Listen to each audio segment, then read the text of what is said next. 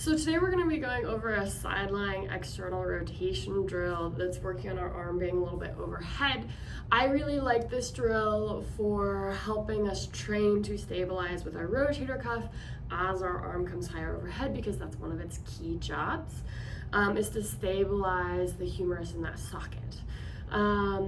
And I also like this drill for folks whose necks really like to contribute to stabilizing the shoulder, because we're going to provide some support to the neck so that it doesn't play in the game.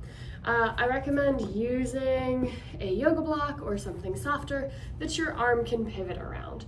And the main thing to think about is that we're using the external rotation component of the rotator cuff. So it's really this motion, we're just raising the arm to do the exact same thing. You can do it weighted or unweighted.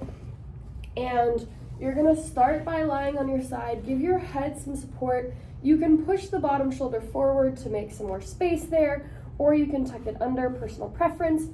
Because of the width of my shoulders, I'm gonna use the yoga block at its tallest height, but you can rotate and adjust to what fits to your ratios.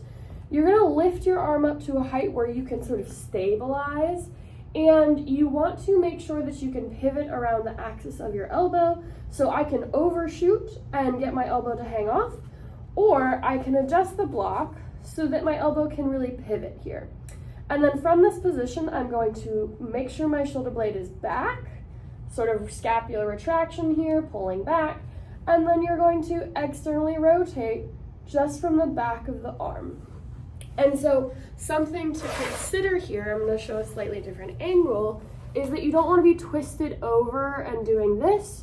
Think about keeping your shoulder blades really stacked, pulled back here, and that the rotation, see how the rotation is coming from my humerus, it's not coming from my wrist. I'm really pulling through this back of my rotator cuff.